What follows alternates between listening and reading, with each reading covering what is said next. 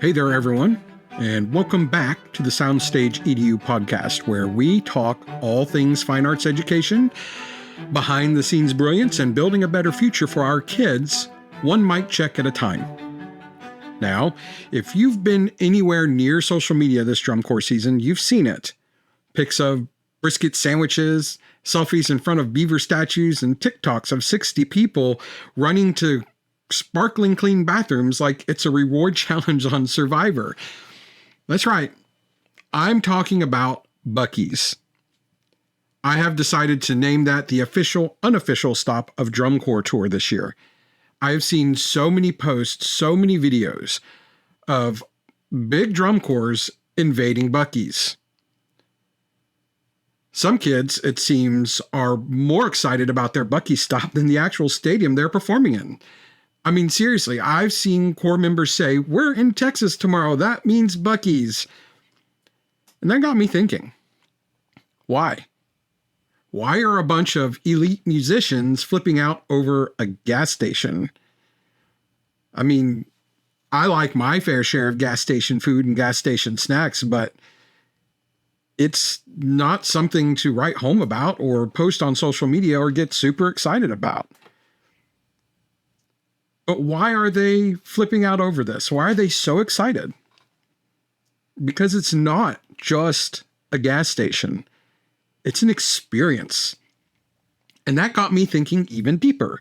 What if we brought that same mindset to electronics in marching band? Stick with me for a few minutes, okay?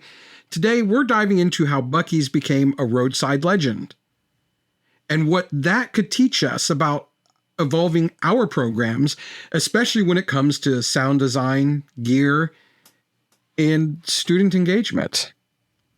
In the words of their founder, let's talk about upgrading the blah.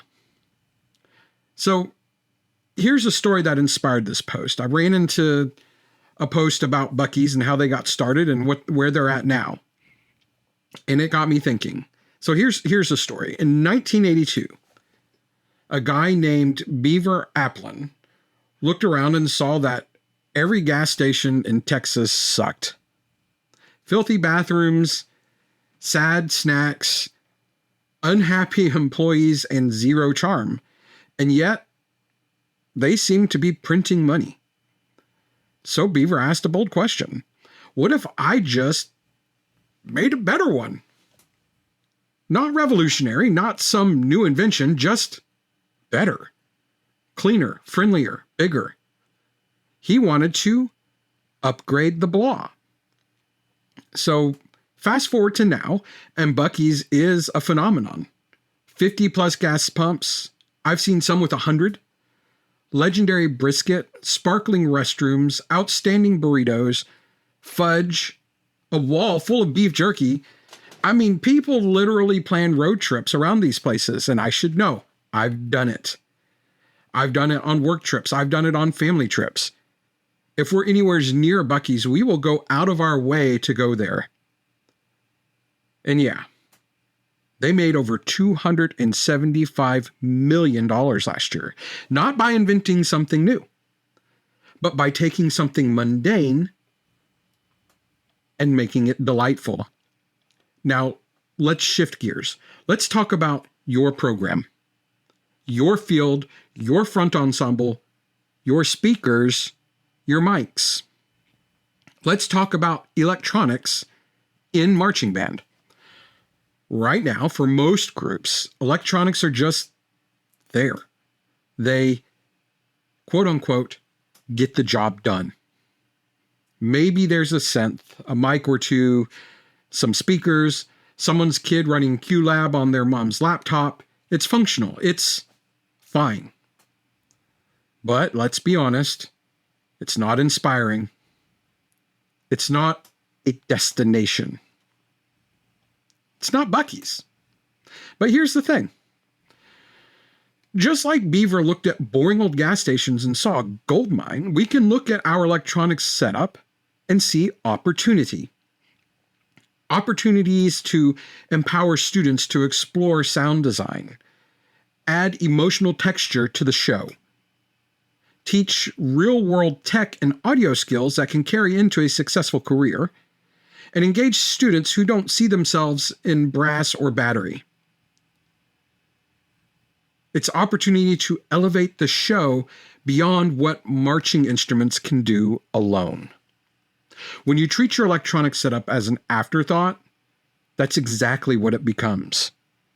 I can't tell you how many times I've told my kids when they've doubted themselves or had some sort of negative thing to say about themselves or something they're doing, I've always told them, well, if that's what you think, if that's what you believe, then you are absolutely right. I hear my own child talk about how she sucks at playing something. I'm not good at my instrument. I can't play this piece of music. I can't figure it out.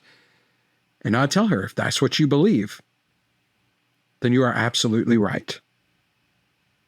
The mindset is important here. But if you treat your electronics like a core part of the show's impact, like a feature, not a fix, it changes the game. We're not just plugging in gear, we're building an experience. And that, my friends, is how you upgrade the blah.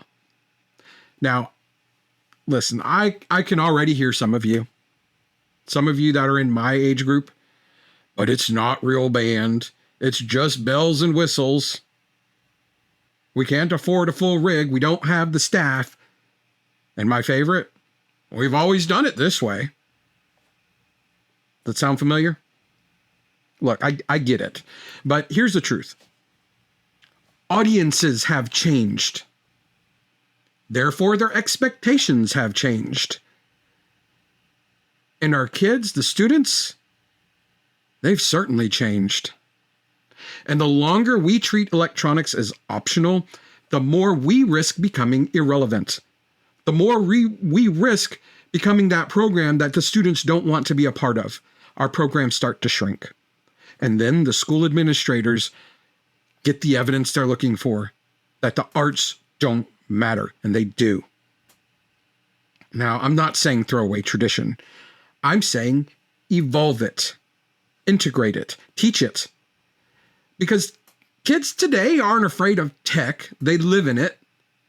They're immersed in it. So let's use that. Let's turn that tiny corner of the field into something powerful. Let's turn your tech table into a creative hub.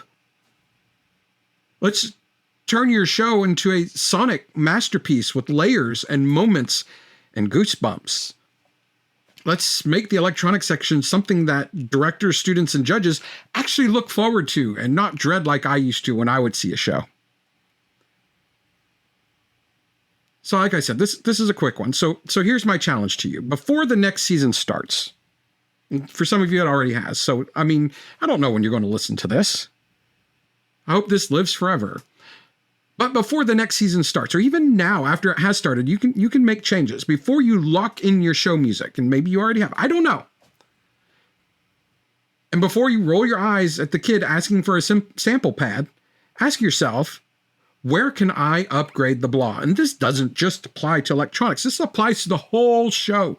Where can you upgrade the blah? We're creating experiences here. We're not talking about just one section doing things differently or more with more excellence. We are talking about the whole experience. So ask yourself, what part of your program is just fine? And what would it look like if it was remarkable? Let's build our own Buc-ees.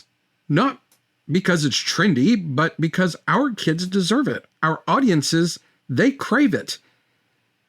And the future of the marching arts absolutely depends on it. So if this fired you up even a little bit, piqued your interest even a little bit, I want to hear about it. Share it, tag a director who needs to hear it. And if you're curious about how to actually build out a solid electronics program, even on a tight budget, I've got resources for that too. Hit us up on the SoundstageEDU Facebook page, and I promise we'll have a website soon, and we'll have all of our resources living there. We have some of them available, but hey, just reach out and ask. Maybe we have something that we've already built that we're holding on to on our hard drives here that we just haven't released to the public. I'm not in this to make a name for myself or this brand. I'm not into this to pad my pockets. I'm in this to support the arts, to help you to build the program that you see in your head. So we'll have audio guides and student tech training materials and manuals out there soon. Just stand by with us. Follow us, share us, help us grow. So until next time, keep pushing, keep innovating, and never settle for just okay. Let's be remarkable. Let's raise the bar together. And thank you for listening to the SoundstageEDU Podcast. Until next time, take care of each other and have a great day.